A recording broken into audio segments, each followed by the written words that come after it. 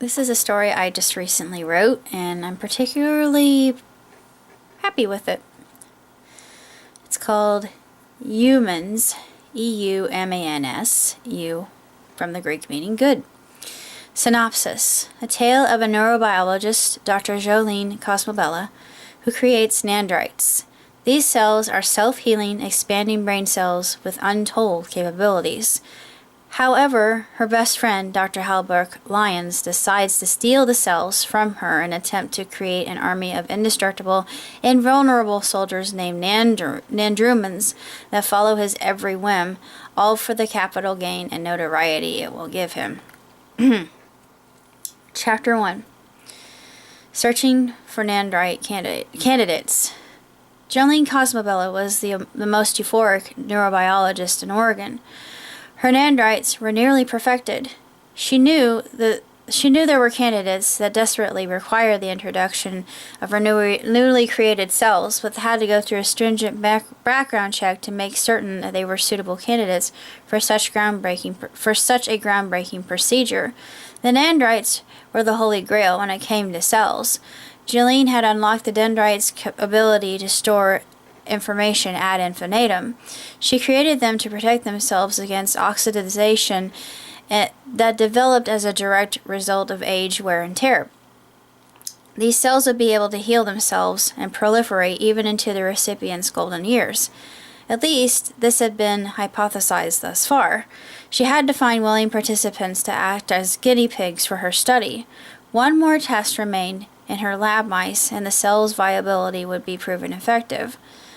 Dr. Halbrook Lyons was Jolene's best friend, but he hid a detestable secret. He had been envying her from afar. Jolene was a genius, an altruistic hard worker who looked out for the well-being of others more so than herself. Halbrook, however, only wanted to help himself. If only I could use those cells to create my own battalion. The media would go gaga. All the credibility would be mine. I have been an assistant long enough. Time for the limelight to shine on my ingenuity. I helped Jolene invent the nandrite, so it should be my success after all, he thought to himself, seething behind her back. Halbrook, what are you doing in my laboratory so late? I'm ready to close for the evening, she said, yawning and stretching. Actually, you can go ahead and start heading back home. I'll shut down for the night. You needn't worry. In fact, you've been working too hard, my friend, Halbrook said. Jolene didn't perceive his masked evil intent. He had been plotting to swipe her prized invention from under her nose since the nandrite cells were in their infancy 7 years ago.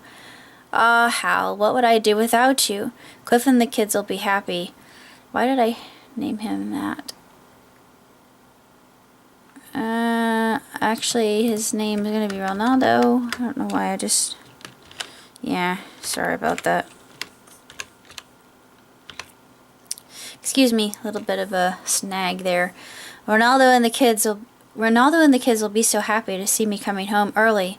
I'll actually be able to make a suitable dinner for once. Jolene thrilled. A giant smile crossed her chin, high cheekbone countenance.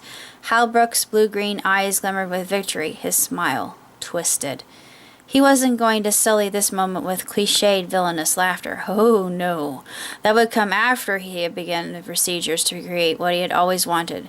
Nandrumans, the perfect super soldier. Chapter 2. Oblivious. Back at home, Bolivian French bombshell, Jolene finished her dinner with her family and served them sundaes for dessert, topped with maraschino cherries and extra creamy whipped cream. Mom, this dinner was the bomb, Donald exclaimed, patting his sated stomach with immense satisfaction. Jolene's husband, Ronaldo, kissed her tenderly, stroking her hand tenderly at the table. Ugh, guys, get a room, Jane complained, sticking out her tongue in disgust. Of all the children, she was the most immature and found boys, save her elder brother, yucky. Why did you come home so early? Ron questioned, raising a dark bushy eyebrow. Hal decided to shut down the lab for a few days, saying I could use a day off, Jolene said happily. I think this calls for a family movie. How does BFG sound? Ron suggested. I love that movie, both children said. Then it's unanimous, Jolene responded. and following her entire family into the den to snuggle closely to her beloved kids and husband. Meanwhile, Hal quickly stowed the petri dish cell culture into his cooler, packing it with dry ice. Now to take this back to my lab at home. I'll run by the graveyard as well. I know just the deserving soul that needs to become an Andruman, he thought to himself. Chapter 3. Awake all night. Jolene tossed and turned in the night, forehead dappled with sweat. She awoke with a shriek that made Ron's blood icy. What's wrong? Ron asked, stroking Jolene's arm tenderly. I had a premonition. I've never felt this panic before, nor have I ever had a nightmare so vivid, Jolene began. Tell me everything, Ron assuaged his wife, lightly stroking her leg gently. I think I was wrong in my assessment of Halbrook. I have to return to the lab, and quickly, she said, stealing her courage. Ron wanted to go with her, but she reassured him that she could handle this problem alone. Jolene was a woman who was stronger than she seemed. Jolene wasted no time hurrying to the lab and caught Hal in the act of loading up the cell cultures. Hal? How could you? I trusted you. You were my best friend, Jolene said, too embittered to cry over such a wretched betrayal. You want to know why I'm doing this, Jolene? You were always in the spotlight, and I was forever in your shadows. You are towering over everybody else in your luminosity. I could no longer stand it. I helped you with the format of these cells. If I can't have some of it for the credit, by God, I will take all of it, Hal said. She heard the all too familiar click of an H&T pointed directly at her heart. Don't be rash, Hal. We can talk about this rationally, Jolene began. The manic, wild-eyed scientist threatened her even more, barking orders forcefully. Jolene didn't want to be violent with him, but with her quick thinking, she wrested the gun from him and pointed it at him with no intention to shoot, but if she had to, she wouldn't hesitate. This is my meal ticket. You would only use the cells to heal brain damage and reverse disease. My application would be invaluable to the army, but the army would be mine. The government would pay me for my Andrumans, Hal raved. Jolene had taken back her cells and held Hal at bay with his gun. You're completely mad. You'd be causing more harm than anything, Jolene said, placing her petri dish back in cryogenic storage. Hal finally lost his cool and began to charge her. Not really knowing how to shoot a gun, she took aim and squeezed the trigger. Staggering, Hal began to lose footing. He had been shot clean through his chest, and before he knew it, he bled to death on the floor around them. I'm sorry, but you left me no choice, Jolene whimpered as she called 911, and the paramedics arrived promptly at the scene. Of course, the police came as well and began casing the scene. It's an open and shut case. You were really brave. We're sorry that it happened to such a gentle soul as yourself, the officer said, comforting her. She knew this would haunt her dreams at night, but Hal had clearly lost all functionality of his brain. She would have to attend his funeral and provide him a proper send-off, even though he had been completely insane. Even despicable megalomaniacs deserved proper wakes, she thought. Chapter 4. PTSD. Everything had occurred in such a blur that Jolene felt she was moving through molasses. It was a sensation of everything becoming considerably harder to do, like her hands were made out of lead. Her sleep schedule didn't exist, not even after Hal had been buried. Not very many people came to the funeral, and she felt extreme sorrow for him. I thought that at least maybe someone would have wanted to say their final farewells, but only the people from the office paid their respects. At least there were people mourning for him, Jolene stated sadly to her husband. Martin had been incredibly patient and was understanding of his darling wife. Even the children understood what their mother was going through and gave her space when she needed it. However, when she found herself overwrought with tears, they were quick to react with hugs, kisses, and loving encouragement. Certainly it would take Jolene many more weeks to recuperate, but she had found willing participants to see if her cells worked as well as in humans as they had in her rodent subjects. Chapter 5. A paraplegic healed. There was a man named Armando Valier. He had been in a terrible car accident that had rendered him unable to function from the waist down. Despite that, he had gotten his wife pregnant, and they were expecting their first daughter, aptly named Hope. I had been a champion runner and triathlon winner in years past, but the wreck took everything, well, almost everything from me, he said, watching his words carefully for the press so they couldn't twist his words. Armando had given the risks and benefits of the procedures and had been put under local anesthetic. Then the cells began to work their magic. One by one, the nandrites began to rewire the parts of Armando's brain that hadn't functioned in so long. His muscles began to work in perfect harmony. His hands tingled and twinged and began to move. "It's miraculous," he said, nearly weeping for joy.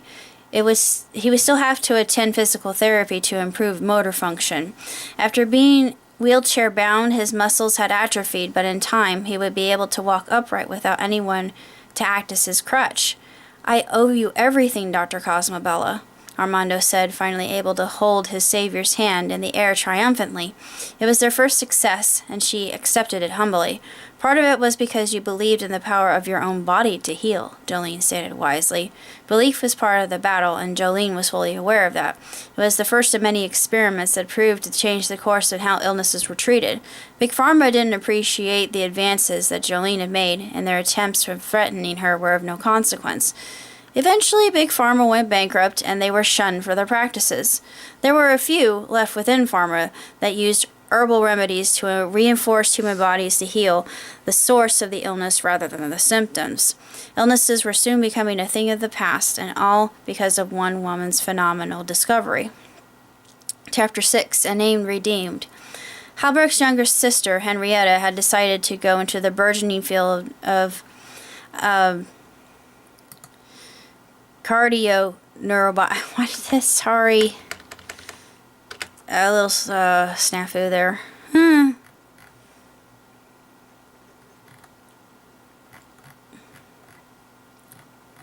Neurocardiology. I need to change this, sorry. Neurocardiology. Okay. Yeah. Excuse me. I am only human. Even though, due to her brother's psychotic reputation had marred hers, she wouldn't allow that from keeping her from obtaining her highest goal, though. No one had ever known Henriette was even related to Halbrook due to the fact that she had legally changed her name at 18. She had always been unique and took no qualms in making that fact obvious to everyone who met her, but not to belittle others or seem arrogant. She had many friends and loved helping others. Henrietta had recently read Dr. Cosmobella's biography. Knowing that she was going to be at a symposium made her positively giddy. She was a prodigy and she was about to graduate cum laude, top of her class. Even though she held lofty honors, she was incredibly humble and got along with everyone that came into her path. "I turned the forum over to questions at this time," Jolene stated sweetly, giving an usher a microphone to pass around to inquisitive listeners to the other live symposium.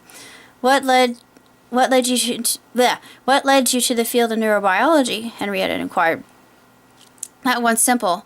I wish to give people a new lease on life. Until the time I had discovered the nandrites, there were no methods of healing people that otherwise had no help. Conventional science couldn't assist them, so I enacted upon pre-existing cells the idea of plasticity and the amazing concept we all know as faith or belief. People have to be willing to participate themselves. It's about surrender. The mind, as we know, is the most powerful organ we have. Science can't peg it or even define it. We are still discovering more of its attributes every time we delve deeper into its fathomless depths," Jolene said. Jolene thought she saw something familiar in Henrietta's face. She had the same oval features, high cheekbones, and hair color. Her auburn hair was held back by faux diamond bobby pins. Her hazel green eyes twinkled with compassion behind her retro horn-rimmed glasses. "Do I know you from somewhere?" "You resemble a friend I had once." Jolene stopped for a moment. She paused for a moment to shook off the notion, but after the lecture she took her aside and chatted with her a bit. I knew I recognized you. You're Halbrook's sister. I thought I saw you at the funeral all those years ago, but you were a little girl back then. I can't even begin to think what you've been through, Jolene said, uncharacteristically hugging the skinny girl close to her. Henrietta hadn't cried for years and suddenly began to bawl. For so long she had existed in Halbrook's sinister shadow that she had become invisible. There were even people who were frightened of her. There was one person, though, who had taken a chance on her, and that was her best friend from college. They roomed together and even developed a romantic relationship. At some point, Henrietta and her life partner, Sybil, would begin a new life together. No one remembers any of that anymore. The controversy and shock have long since passed, but I longed to make good on the lion's name. I changed it to Prowl, not one for originality, but no one ever speculated as to my birth name when I got my degree, Henrietta began. It was true that time did heal all wounds, and Jolene saw nothing but blue skies in Henrietta's aspiring career. I really owe this all to you. I can't thank you enough, Henrietta said, wiping some errant, grateful tears. Your words are plenty, sweetie, Jolene pacified. She reassured her fan that if she ever needed her, she would be a phone call away. A friendship formed from that moment on. Jolene became the young woman's mentor whenever she had a question or needed help in creating the next advancement in science. Chapter 7. Neurocardiology. Henrietta forged ahead in a field that was taking off as well. She had discovered that the Taurian field was indeed real and palpable. Its length had exceeded anything scientists could understand and had explained distance healing. Also, memory cells in the heart were only beginning to be probed thanks to her. The heart was no longer considered just a pump, but also another brain, intelligent all on its own accord. Thanks to her work, she received a Nobel, proved that love did indeed heal a multitude of ills. When she made her speech for the Nobel, she called Jolene to come and join her. I wasn't expecting to speak in front of so many people today, she said, wringing her hands a little apprehensively. Even though she had spoken in front of large classes and lectured millions of people, public speaking was still a rampant fear. However, looking at her husband and son in the audience gave her peace of mind. She stared down at her growing belly too, knowing that her family was going to expand even more. Henrietta was still a young lady, and Jolene had become middle-aged. Despite that, they were too big kids to get where. Despite that, the two were big kids whenever they got together for a girlfriend's weekend. Although they were the most world sought-after scientists, they took their newfound fame humbly. Epilogue. Jolene lived a healthy, lengthy, zesty life, witnessing her children marry and have kids of their own. She spoiled her grandchildren terribly, but they had inherited their grandmother's humility and altruism. Thanks to her, humankind no longer had to deal with diseases, and vaccinations were a thing of the past. A mere footnote. What was that, Swedish? A mere footnote in human history. Neurocardiology had proven to heal on an emotional level. War and violence were archaic concepts that rarely happened in this time. It was a peaceful era, and people only continued to evolve to their greatest form. It was something Dr. Cosmobella had never believed would occur, but yet she knew that it was always possible. As she watched her adult children play with their children, pondering what the little ones would do someday, it was entertaining to simply watch them chase each other and be drawn away to infinite realms through their impeccable imaginations. They would probably live the longest lives ever recorded since biblical times, Jolene mused. It was a blessed era to be living in. Whatever occurred, though, really didn't matter. The only object of any importance was the happiness and laughter they all shared. away from the limelight, away from the fussing of the media or snapshots of the camera drones. Just lying out here in nature, breathing the clean air, listening to the whoosh of the trees, it was enough. Savoring this precious time, doing absolutely nothing but just being grateful. These simple moments solidified their family unit even more. Even when they departed, their families were tightly knit and would continue to be so in the days, months, weeks, and years that followed. The end.